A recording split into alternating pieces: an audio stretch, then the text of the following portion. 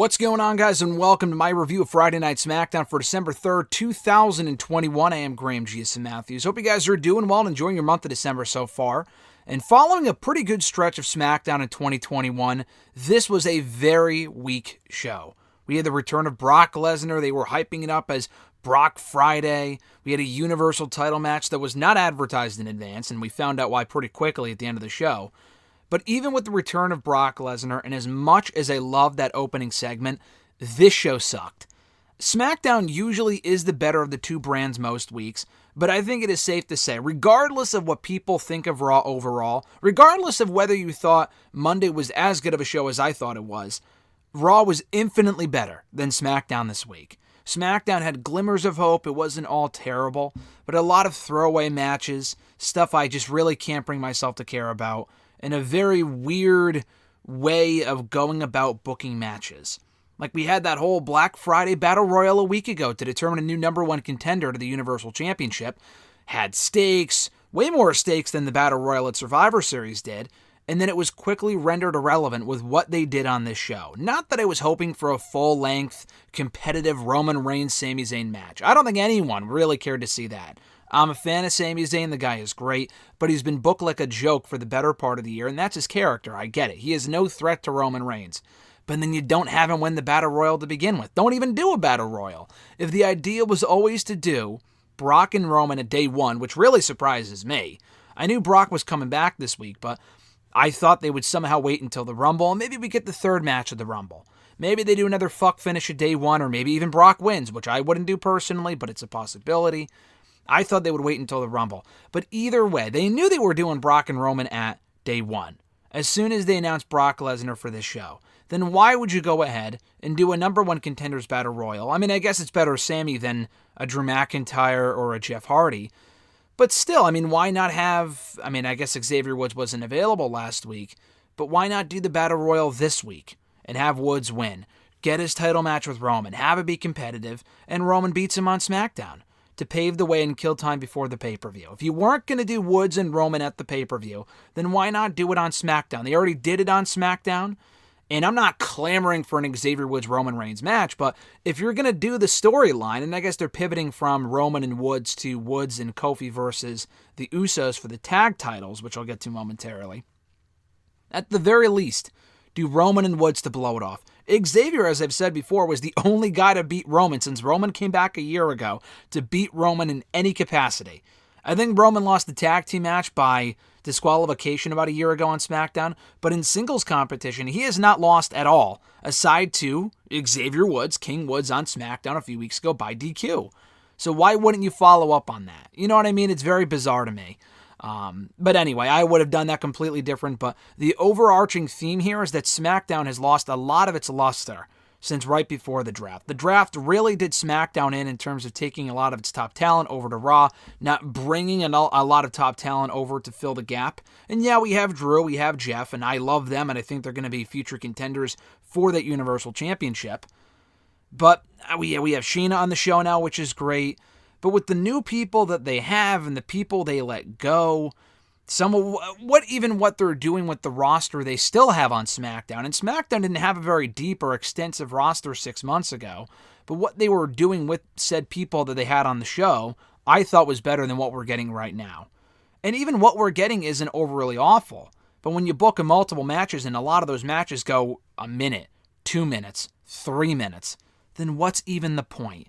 SmackDown is not 3 hours like Raw, but they've had shows, a majority of their shows, they give us competitive matches. We didn't get that this week. We had a 15-second main event. We had a tag team match that barely went 2 minutes, a Woods and Jey Uso match that went 2 minutes, a Cesaro-Sheamus match that went 4 or 5 minutes. I mean, seriously, why even bother? And then the stuff in between wasn't good either. Happy Talk sucked. The Toni Storm, Charlotte Flair segment sucked. I feel like a lot of the feuds on the show could be better and could be more entertaining and more compelling and more intriguing and whatever, but they're just not really putting the effort in. I don't know if it's a holiday thing or what, but I honestly find myself more intrigued a lot more by what they're doing on the Raw brand than what they're doing on SmackDown, which I never thought I would say. But that's currently the case, and I know it teeters back and forth, but, Brock being back is great. but a lot of the stuff they're doing in the middle on the show, with the women, with the tag teams, with even the mid-card, the lack of mid-card, well, what mid-card is there even to speak of, I guess, just really, to me, isn't lighting the world on fire. But let's get into the show for December 3rd, 2021. Brock is back, kicking off the show, being interrupted by Sami Zayn. Now, this was easily, not even close to being the best thing on the entire show. This was amazing, and I love this version of Brock. I would go so far as to say, as I said on Twitter and in my review over on WrestleRant.com, cheap plug, that this is my favorite version of Brock Lesnar, probably ever. Badass Brock is great. The guy obviously plays the role well because he's a legitimate badass. But we've gotten Badass Brock for so long now with Heyman as the mouthpiece that it was played out years ago. Brock being on his own for the first time in almost 20 years, since he was first in the company in the early 2000s when Heyman initially turned on him in late 2002, because Brock was on his own after that from 03 up until he left in 04. Even then, I thought, we had Sombrero Brock and Brock doing other cool stuff at that point. We haven't gotten that since he came back to the company in 2012, almost a decade ago. So him being on his own again, talking for himself, talking like he would at like a parent-teacher conference. Just like how you would hear him speak normally at like a barbecue. I don't know if it's him just not giving a fuck in his older age, and the guy's not old, but he's older now than he was 10, 15, 20 years ago. I don't know if it's a case of him just not giving a fuck or just having more fun or whatever the case might be, but ponytail, lumberjack Brock, not giving a shit, having more fun, engaging with the audience, giving them what they want, to me is awesome television. And when you put in a character like Sami Zayn to kind of bounce off of him, it's even better. I need to see like a buddy cop movie with these two.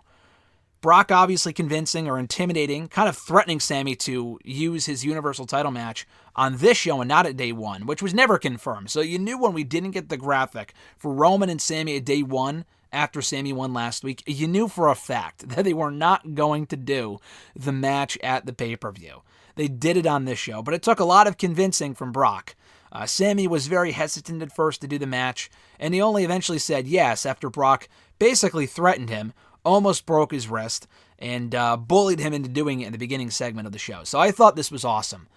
Brock just, again, being over the top and fun and just whatever. This new personable Brock, I think, is awesome. So he seems like he's having fun. I might be wrong and he's putting on an act, but if so, Brock is a great actor because he's really been lighting the world on fire with his recent work on SmackDown. So hopefully it can continue because this version of Brock has been by far my favorite in a long time, if not ever.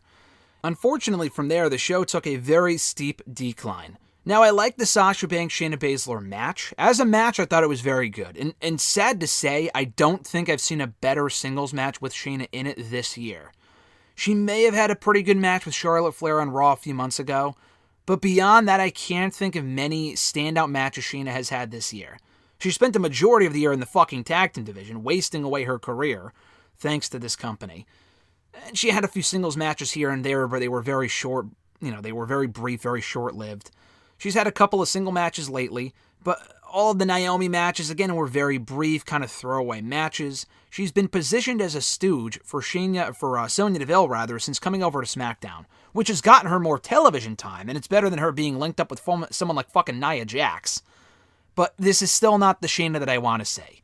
Again, she had a great showing here. It was a very good match.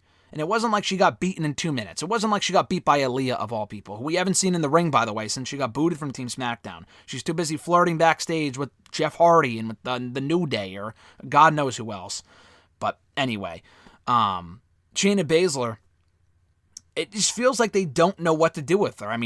Shocking, I know, but she was booked like a badass when she first broke away from Nia. They showed that. They showed a video package showcasing Shayna before the match even started of her putting Nia on the shelf and having her kind of kicked away from the company, kicked out of the company.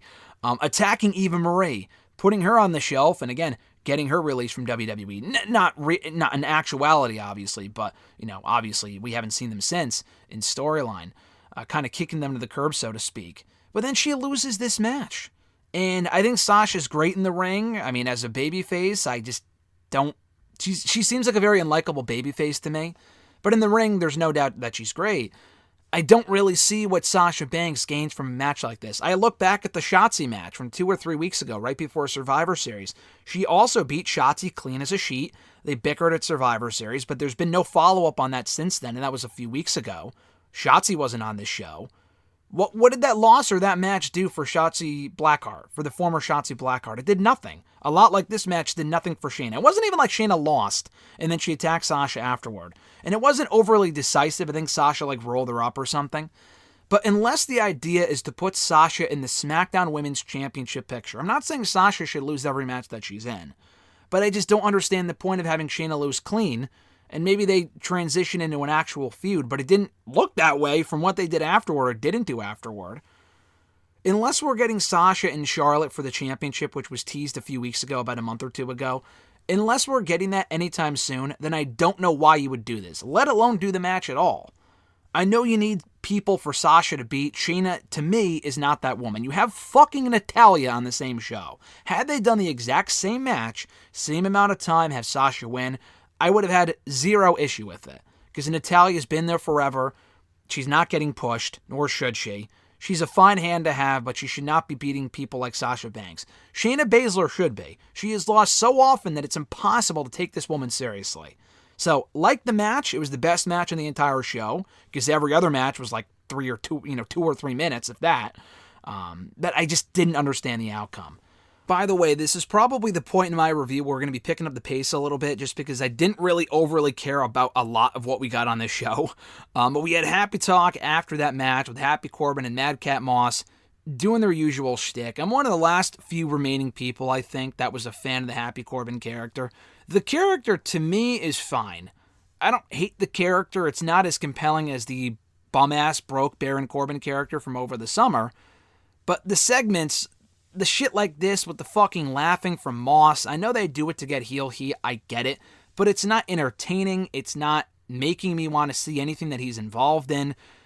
Maybe the point is for them to do this shit and then you want to see them get their ass kicked, I guess, but to me it feels like, turn away television, like I just want to change the channel. This shit is just terrible, and they do the same thing every fucking week. So, thank God they had Drew and Jeff Hardy interrupt this shit. We're getting Jeff Hardy and Baron Corbin again next week. And I say again, you're probably thinking, oh, what are you talking about? They haven't faced each other at all recently. These guys had a handful of matches when Jeff Hardy was first on SmackDown about a year ago before he went to Raw. And none of them were overly good. I have no desire to see a Jeff Hardy, Happy Corbin, Madcap Moss feud, or a Drew McIntyre, Happy Corbin feud. That's another match we've seen a million fucking times over the last year or two.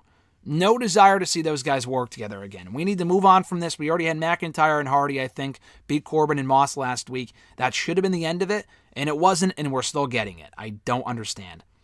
Los Lotharios beating the Viking Raiders in literally under 2 minutes. The Viking Raiders, as you probably have picked up on by now, have new music.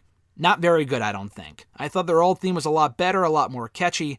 They're encouraging people to chant Raid along with the song, but the song's just not that good, and there's no reason to give a fuck about these guys when they're losing to Angel and Humberto Carrillo and Angel Garza, as they obviously are. But they're now calling them Angel and Humberto without the last names. There's no reason to care about these guys when they're losing in under 2 minutes. This was a complete waste. And even worse than that was that they had Rick Boogs at ringside playing the guitar, distracting Angel and Humberto. But it didn't work. They still won anyway. So the Raiders look like losers. Boogs and Nakamura completely wasted their time by even being out there. It was just stupid. This whole thing was just dumb. And then obviously the Intercontinental Championship has never felt even more like an afterthought than it does right now. I mean, it's a complete prop, and not to say it wasn't prior to this point, but I just feel like with the Intercontinental Championship, if you're going to have these guys involved in a random mid-card tag team feud, then take the fucking belt off of Nakamura. Just take the belt off of Nakamura, because it just means absolutely nothing at this point. We had the return of King Woods on this show, back for the first time in 2 weeks. Now, obviously, he was at Survivor Series, but he wasn't on SmackDown last week. Now, he told me in our interview when we talked a few days before that he had the time off and he wouldn't be at the show, which I kind of understood and expected going into it. So he wasn't in the Battle Royal, but instead of explaining on this show why he was left out of it from a storyline standpoint, he just comes out business as usual, brings back Sir Kofi Kingston, which was cool, but they just kind of continue their feud with the Usos and not with Roman. Now, technically, he's still feuding with the Bloodline, but wouldn't Woods want to go back after the Universal Championship? Because, again, he beat Roman Reigns a matter of weeks ago by disqualification. He didn't pin him, but he had a beat before the Usos got involved. So I just don't really understand why Woods, would focus on the tag titles instead of going after Roman. Maybe the idea is you got to cut away the minions before you can go after the head of the table. I don't know. But it was disappointing. Not, again, that I wanted Woods and Roman Reigns in the main event of day one. I didn't expect that. I knew we weren't going to get that. But at the very least, they could have done a rematch on TV. Maybe they still will. But to me, it reads like they thought that Big E and Roman Reigns was the payoff to that feud at Survivor Series, when in reality, it was not. Because the feud the entire time was with Roman and Woods for so long, for a matter of weeks rather, but still. Roman broke his crown. I guess the Usos did too, but Roman was largely responsible for it. And they just kind of moved away from it, so that was disappointing. But we got King Woods and Jey Uso, like I said, the return of Kofi Kingston as well at ringside. This also went a matter of a minute or two, before very quickly ending with Woods winning by disqualification following interference from Jimmy Uso. So the Usos were left lying by the New Day, who then challenged the Usos to a SmackDown Tag Team title match at day one. Spoiler alert, they reveal on Talking Smack today, it is indeed official for the show. So it's a New Day and Usos part 18 for the tag titles at day one, which is fine, but again, Woods and Roman not getting a blow-off is kind of annoying. But the match itself was a complete waste. I mean, these guys could have had a good match, but they rushed it, had a match in 2 minutes, and it was all about the challenge instead, not really the match itself. Charlotte Flair comes out, the SmackDown Women's Champion, addressing Toni Storm, putting the pie in her face last week, and again declines her an opportunity at the championship. So she spoke for minutes, only to say no. Only to then have Toni Storm come out from behind and pie her in the face. Retribution for last week. When in reality, it really isn't. Toni Storm still looks like an absolute fucking moron, and it's not her fault, but the character, for not retaliating last week when Charlotte put a pie in her face and then walked away. The dumbest segment I have ever seen. And it was ripped apart by people in line, and rightfully so. Maybe WWE saw that and said, hey, maybe we can rectify that by bringing back the pie. I mean, it looked like a fucking bowl of ice cream. I mean, it was hardly a pie. But maybe we can rectify this by having Toni pie Charlotte in the face. But again, I'll talk about this in my Talking Smack review later on, either later today or tomorrow, that it made Toni even look like a loser again. Made her look even more like a loser. Because she didn't attack her, she just put pyre in her face. And Charlotte said, listen, what a dumb move to do, because I'm still not going to give you an opportunity at my championship. And my thought process was, maybe Charlotte will be so pissed that she'll give her a title shot. But she outright said on Talking Smack today that she won't. Instead, she's going to send her the dry cleaning bill. So again, what exactly did this accomplish? The whole pie thing is just incredibly stupid. And this segment sucked. We had Sheamus and Cesaro one-on-one with literally no hype. I know they were involved in a four-way a couple of weeks ago, but you really should have saved Sheamus and Cesaro, for either day one or hyped it a week out. They didn't. They just gave it away here in a matter of minutes. And it was a very good match while it lasted, as you would expect from these two, a hard-hitting affair for the time they were given. Sheamus wins clean, and that was it. No, not even any interference from Ridge Holland, who watched from the back. I thought, okay, maybe Holland will get involved and they could do more matches, and maybe they will. But what reason is there for this feud to continue if Cesaro just lost clean like a loser? I'm not even saying Cesaro should have won, but one, they should have given them more time. And doing a clean win when the feud, again, for a match that should have been built up in advance, and I could see people complaining, oh, you talked about the dirty finish earlier. Why would you complain about getting a clean finish? I feel like they do the clean finishes in instances where they shouldn't. That's the problem with this company. They'll do these dumb clean finishes when they shouldn't be doing clean finishes, and this was an instance of that. Good win for Sheamus, but it's like, did they move Sheamus into the Intercontinental title picture from here? Yeah, but would they have done that? I wouldn't do it so soon. They could have saved Sheamus and Cesaro for the pay-per-view, had Sheamus win there, and I would have been fine with it. But they gave them 4 minutes, and they had a good match, but it was very underwhelming, so that was a shame. So we get to the main event, or so we thought anyway. It's 9:30 p.m. Eastern Time. The show, since they moved to Fox, goes off the air at 9:57 to accommodate for the news and whatever. Zayn comes out around 9:30. I'm thinking, wow, they're really going to give this match a lot of time. And then they go to commercial. And then they come back and do the Raw recap. And then they do the Naomi Sonya Deville backstage segment. and they go to commercial again. They did this same shit on Raw at least a time or two in the last month. Why the fuck did they do this? Sami Zayn was standing in the ring by the time the bell finally rang for the main event for almost 30 fucking minutes. And obviously he had the thing with Brock, so before Roman could come out, Sami cuts a promo. Thanked Brock or talked about Brock or whatever. Brock Lesnar comes out, does the happy-go-lucky thing again, which was great, and then beats the shit out of Sami. Sends him to Suplex City, hits him with a couple of F5s, props him up in the corner, and then walks away, which was hilarious. Obviously allowing Sami to have the match if he was standing up straight. Although he wasn't, because by the time Roman came out after yet another commercial break, Sami had, fallen face first right on the mat. So Roman's entrance takes up a couple of minutes. The bell finally rings. Sami is propped up in the corner by the Usos, which I'm not sure how that's legal, but whatever. If Sami can't agree to the match verbally, then why would they have the match? Because clearly he just got the shit kicked out of him, so how is that fair? But this is WWE, so whatever. Roman immediately hits the spear, and instead of it being over in a matter of seconds, it wasn't shorter than the Brock and Kofi match from 2 years ago, because he hit the spear. It took him a little bit longer to hit the spear because it wasn't immediate. It was like a couple seconds later. And then he picked him up and tapped him out with a guillotine. So it was a 15-second match, not an 8-second match, but twice the length, almost twice the length of the Brock and Kofi match from 2 years ago. I'm not complaining about not getting a competitive match between Sami and Roman. Sami is a joke character.